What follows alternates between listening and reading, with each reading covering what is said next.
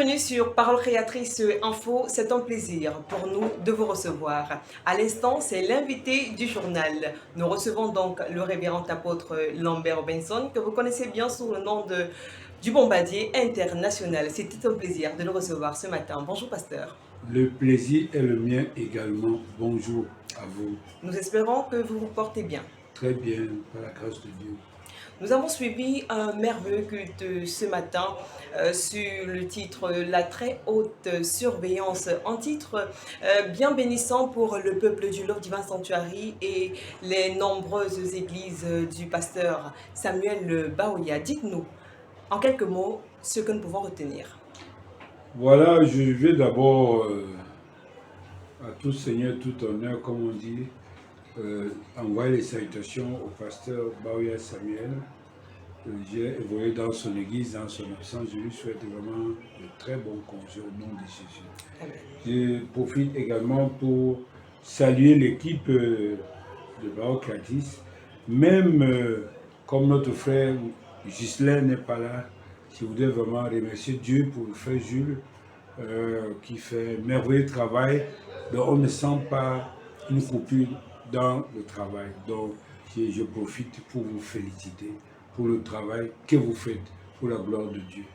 Bref, en résumé donc, vous savez, c'est des prédications qui nous animent des fois quand on voit des réalités de la vie.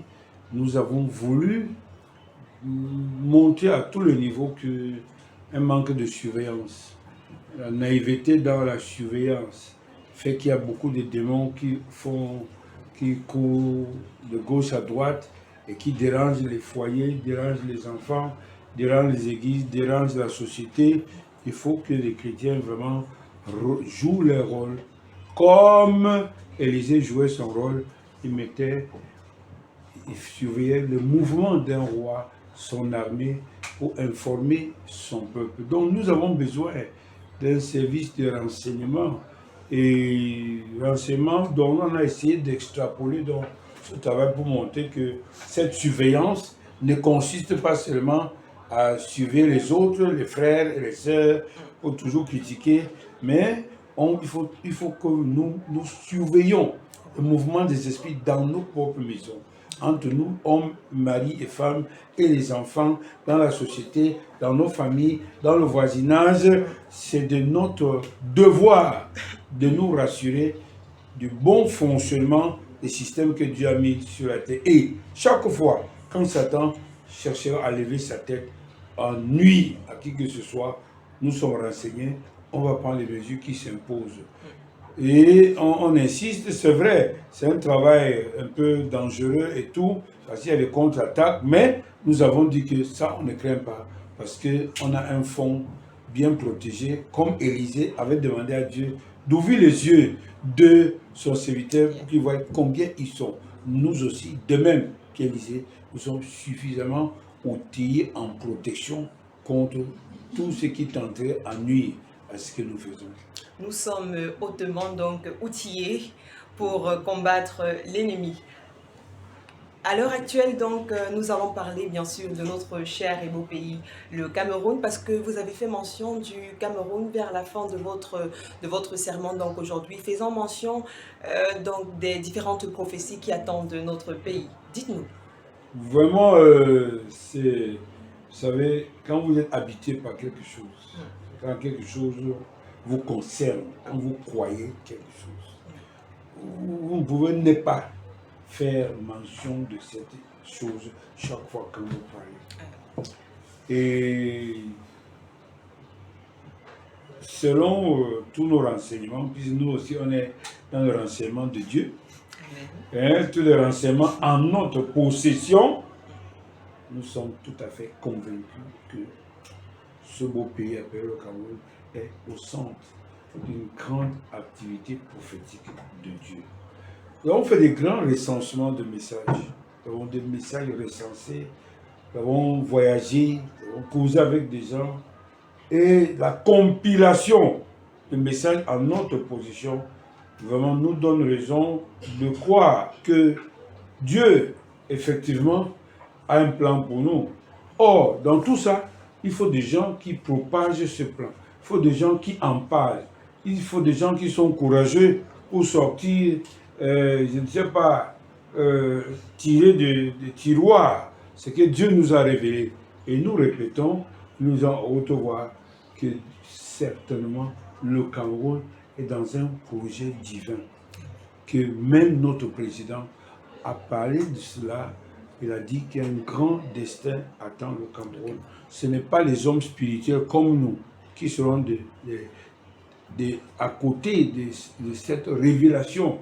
Nous sommes dans l'obligation de l'aider, d'aider le président à continuer à parler à notre niveau de ce que les Américains nous ont dit, des messages qu'on nous a envoyés.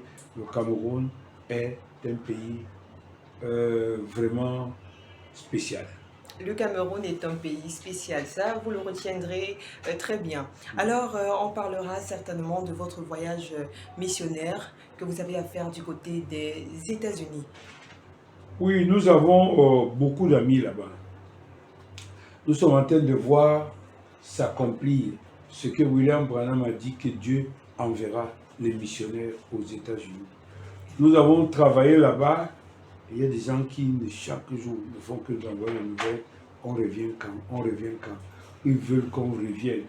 Parce que c'est dans l'accomplissement des desseins de Dieu. Dieu a dit que par la bouche de William Branham, qu'il enverra de par l'Afrique, des missionnaires aux États-Unis. Pas seulement aux États-Unis, mais on ira dans le monde entier. Même à Moscou, on ira partout où nous irions, parce que nous avons quelque chose à faire en dernier, c'est-à-dire au tournant de l'histoire de l'humanité. C'est la colère-ci qui sort champion, parce que Jésus a dit les premiers seront les derniers, les derniers seront les premiers. Donc nous croyons aussi à, c'est une chose qui dérange les frères, à la brebis noire. Bon, il faut faire l'appareil de ça. On ne peut pas prendre ça. Il a dit qu'on dit que l'homme noir n'a pas d'âme, on dit tout sur l'homme noir.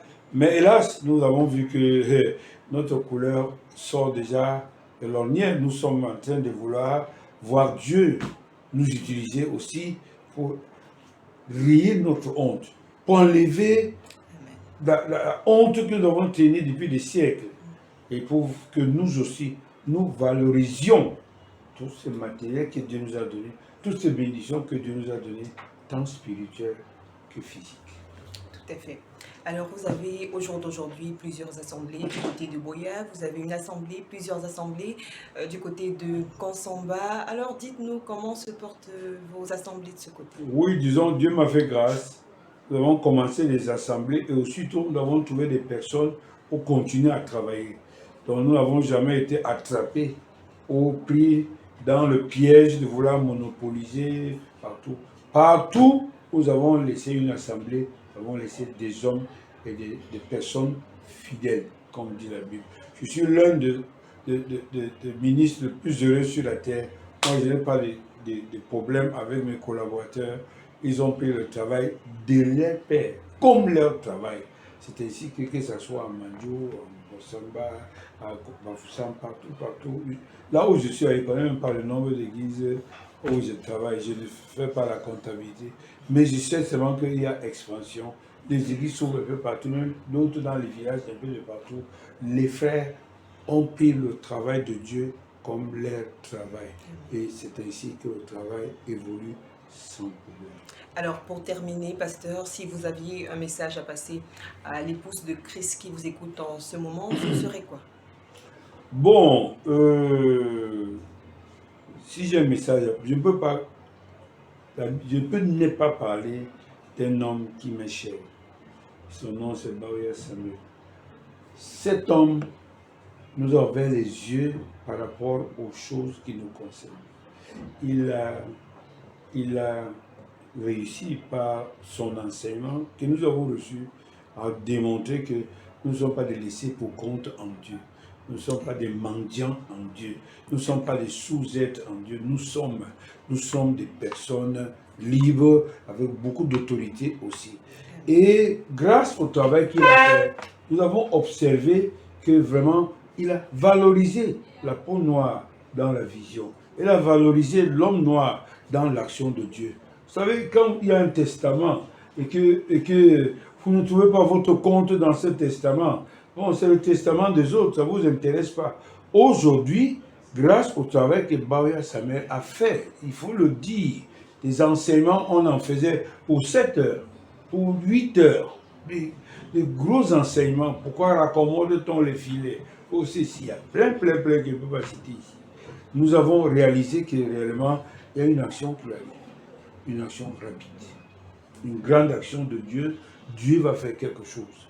Et nous voulons supplier nos frères et bien-aimés qui sont et les prédicateurs et les enseignants et tout le reste, vraiment de propager cet enseignement. J'ai un intérêt, quelque chose qui m'a frappé ces derniers temps.